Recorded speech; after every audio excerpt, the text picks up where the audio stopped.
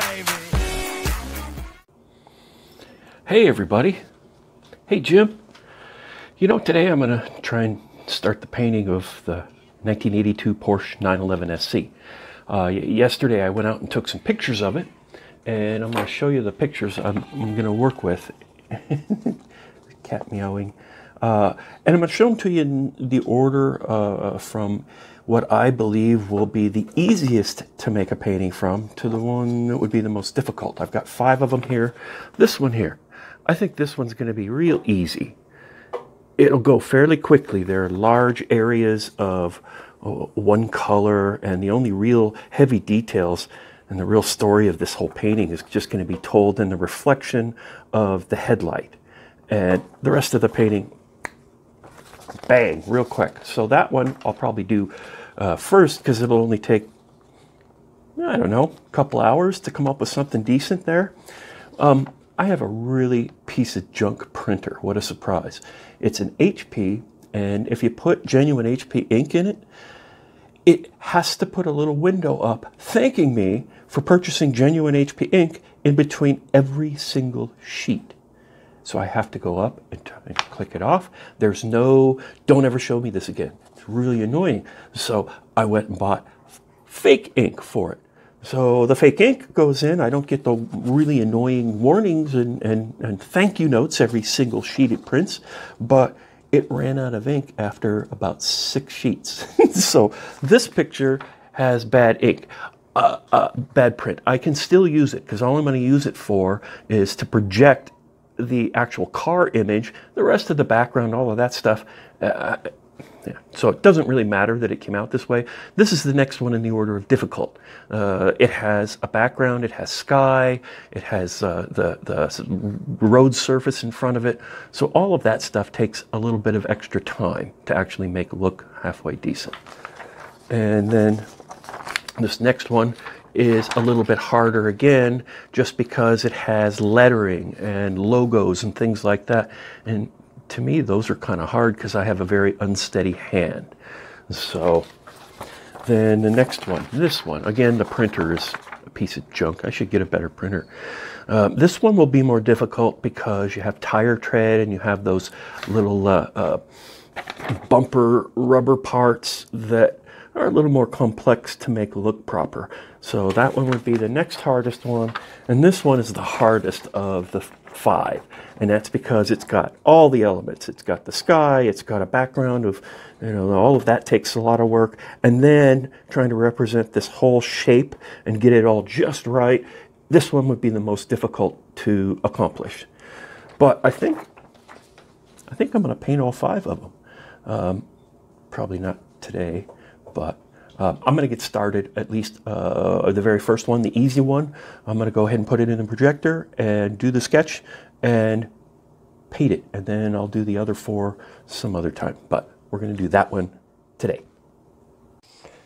Well, once again, we're going to be using the trusty quick draw. And put it in. You need to make sure when you're loading it up that it's fairly flat. I just fold up the piece of paper. Sometimes I'll use a little extra magnet on the side to make sure it's flat. Otherwise you get some weird distortions that we're trying to avoid.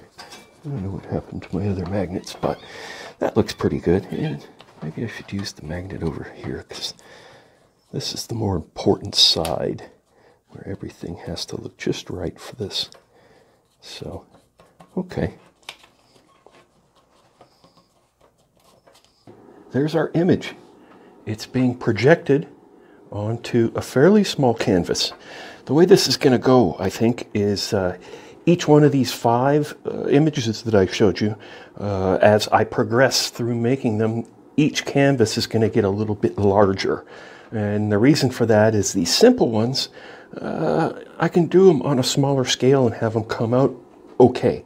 And when we get to like the full side of the car, that's really hard for me on a small scale like this. So when it comes time to do that one, I'll probably get up to maybe even an 18 by 24 or something like that, at least a 16 by 20 to do the full automobile. This one, I'm not even sure what size this is. It's maybe 9 by 12. I'm gonna guess, or it's probably even smaller than that. It might be 8 by 10. Yeah, that's what it is. I think it's 8 by 10. So anyway, I'm gonna try to get in there, and I got my charcoal pencil, and I have sharpened it even. And now I've also, you'll notice, usually when I work on these things, I just let the canvas float around while I'm painting it. But when you're going to go for sketching, I've got it clamped in where it can't really move. And because once you start, if the canvas moves at all, everything you're doing is screwed up. No bueno. Okay, well, you get the idea again. And I'm just going to go around and I'm going to mark all of these little places that I need to know right where something is. Like where the headlight door over here. And I know I'm not even showing you. But, okay, that's important. So I need to know right where it is. And where it's supposed to be. And that's enough. Okay, looks like a body line here.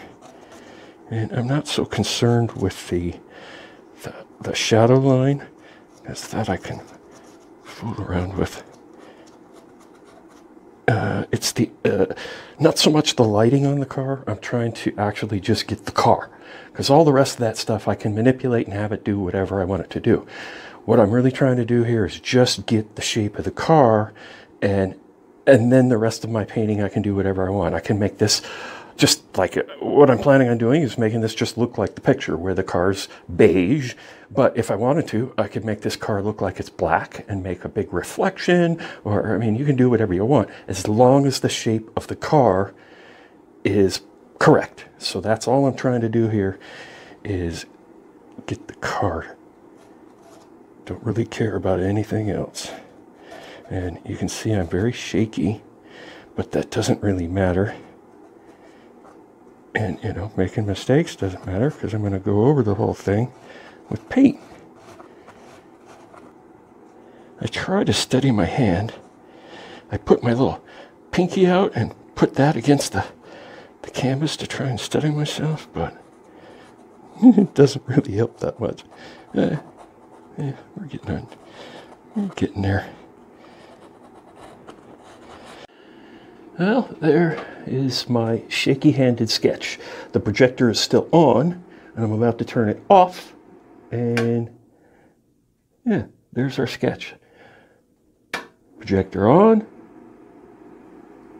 projector off. And so this sketch took probably 3 minutes. No big deal. And see, it doesn't have to be perfect. It's a good enough roadmap where I can make this painting now look like the front of my Porsche. That easy. And now we paint. I'm going to show you a little something about my supplies.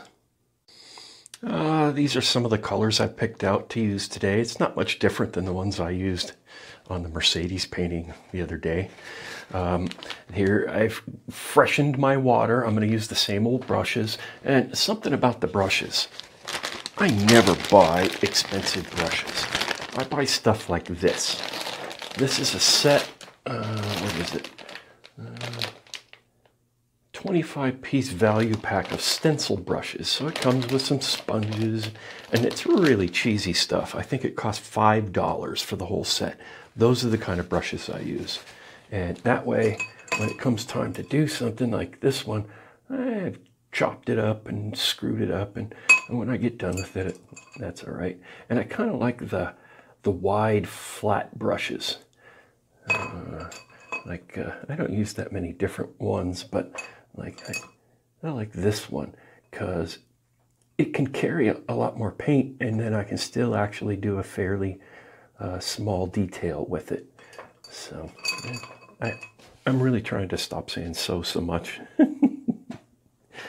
Unfortunately, I have to say it a bunch of times to even tell you that. And then today, again, I'm going to use a paper plate. And just to mix things up, I'm going to use a blue paper plate for my palette today. And it really doesn't matter to me. It doesn't mess me up to have a background color. Sometimes I use paper plates that have a big design on them, and it doesn't seem to really annoy me too much. I'm going to switch to the time-lapse format, and again, this is the sketch, and I like to clip the original photo up above so I have a nice convenient reference. And all I'm going to try to do in this first go around is I'm trying to get full coverage on the entire canvas, and I'm just going to be trying to capture the general values of what I'm going to end up with. I'm not trying to really catch any real details or anything like that. All I'm trying to do is get it completely covered with the general colors, and making mistakes at this point really doesn't matter. So the only thing you can do to screw yourself up at this point is by screwing up where the location of all of these carefully placed lines are. And as long as you have planned and you know where you put your lines in conjunction with the real photo, then you can't really mess up at this point. Just don't move your lines around.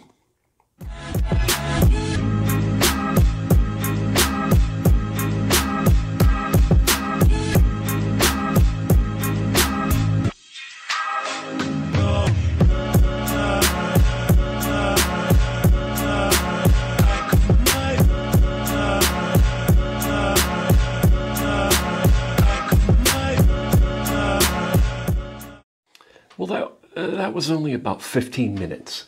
And I am at the same point where I would normally take a break at about a half an hour on a 16 by 20. So I got the whole thing covered. It looks pretty rough. I mean, again, like I said before, if you want to stop at any point, you can. At this point, it would be pretty much an impressionist thing. We're going to tighten this all up a whole lot in the next few sessions. But since, you know, only 15 minutes, give me another hour and a half. This is the great relocator. She's 4 months old and weighs 40 pounds. And if you're looking for the TV remote control, you have to go look out on the doormat outside the back door, because that's where it is. If you're missing a shoe, you have to go look on the doormat. So thank you for that great relocator. She doesn't chew them up. She just moves them. Good girl.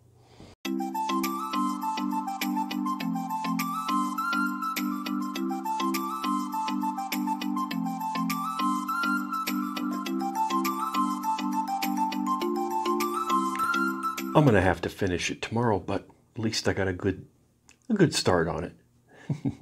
It looks okay. I think I can save it. Thanks for watching.